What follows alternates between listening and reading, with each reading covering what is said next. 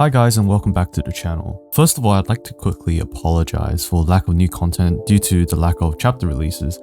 And I do think that with the release of this new chapter 372, we're in for a treat as it has been leaked that the next chapter will be the end of the next month. So I believe that is something to look forward to. Now, in the past few months, I've also recalibrated the way I've thought about this YouTube channel, and I've decided to introduce something that's a bit different. I've decided to introduce a new community that allows us to bring each other up and form a collective of sorts. However, it is a paid community, so feel free to check it out if you'd like. I've included the link below and also at the end of this video. Now, chapter 372 is more of a chapter that really helps build up what seems to be a finalizing arc, and this can be seen throughout the chapter as well, where we're starting to see a ramp up of new characters and also a ramp up of new elements to the story. The giant helix tree. We see it more in action and more closer than ever. Now, another indication of this new finalizing arc is also the fact that we're thrusted into an environment that we haven't seen in a while, which is the environment of Falconia.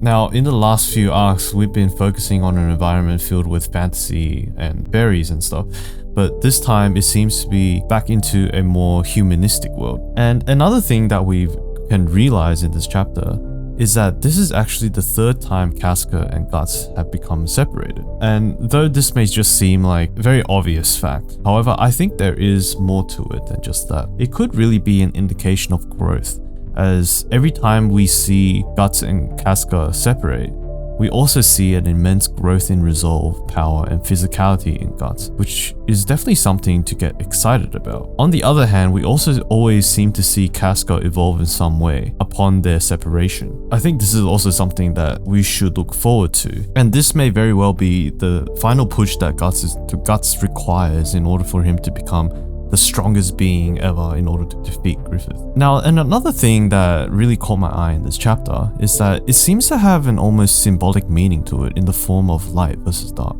Now, this theme of light versus dark is something that has constantly recurred throughout the entire story of Berserk, and it is really deeply relatable if we also take a look at reality that we experience. Now, in life, we seemingly cling on to what the general population, family and friends, they tell us stuff that we need to subscribe to, which are depicted as brightly positive in society.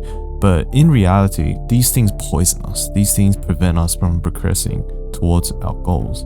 And it's stuff like when your parents coddle you and tell you it's going to be okay and to remain comfortable, when in reality, you should be out there trying to have risk in the frontal parts of your mind, because it is only through risk, pain, and fear that we really truly understand what it is to find true happiness within our goals. Now, the darkness in life is what we truly need, is what truly propagates us to our goals, and it really talks about our needs, not our wants. We all want to be comfortable. We all want to just sit on the sofa and not get much done because it's comfortable. We like to watch Netflix and eat our favorite foods.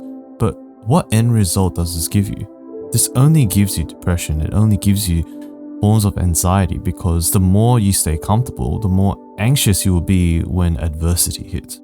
And this concept of needs versus wants is also seemingly a recurring motive in the story of Berserk in the form of what the Behelit represents. It grants the wisher of the user in exchange for total dominance over their soul. Just like how in real life we're given a choice to take quick instant gratifications versus the hard grind of pursuing an individual dream. And we also see this in Griffith vs. Guts, where we witness Griffith gaining immense power and riches via his relentless sacrificing, and he's granted instant rewards, where we see Guts slowly grinding his soul and energy in order to obtain rewards gradually.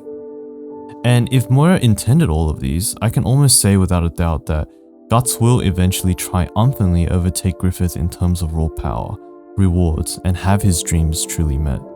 It is through the grind where we usually find permanent value and satisfaction in life, and it is not through shortcuts. And this concept is also greatly explored in this chapter particularly, because we see Casca go through this sort of realization throughout the chapter.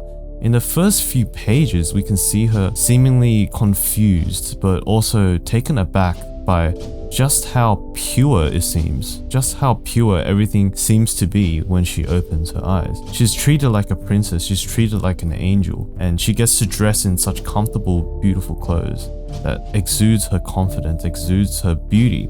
And it seems that she stays as quiet as possible throughout this series of pages. However, we do also see her contemplating on what is truly happening. We see her enjoy delicious foods and then enjoy a hot bath, something that she has probably never truly experienced in her entire life, because her entire life has just been one in battle. And the moment that she washes her face, in a sense, that is when she's kind of realizing, this does not seem to be where she's supposed to be. She envisions her crew, she envisions the people that has helped her in the last few years when she was amidst her confused state of mind. And it is through this realization that she snaps back to reality. She realizes that her environment is a facade. It is surrounded by control, it is surrounded by evil, it is surrounded by a false sense of peace, a false sense of free will. And this is exemplified when we see all these guards suddenly appear to restrain her, to keep her locked in her cage. Yet, unfortunately, due to circumstances of the scene and circumstances that are otherwise unexplored, maybe she got poisoned or something when she was consuming her food, we see that she eventually falls back into that dark hole and she falls asleep. And you may think that I'm just being presumptuous and like assuming all of this, but when we take a look at the last few pages, we see that one of Griffith's guards says that the bird now dozes peacefully in her cage and her flight is over. And this is when we see that Griffith has something very maliciously planned, something very malicious planned for Casca. Even though everything around him seems to be glowing white and glowing pure, it is far from the truth. Now, other than that, there doesn't seem to be that much information going on in this chapter. However, if you guys really think there's stuff that I have missed, feel free to post in the comments below. Once again, thank you so much for watching my content, and I will see you guys later. Peace.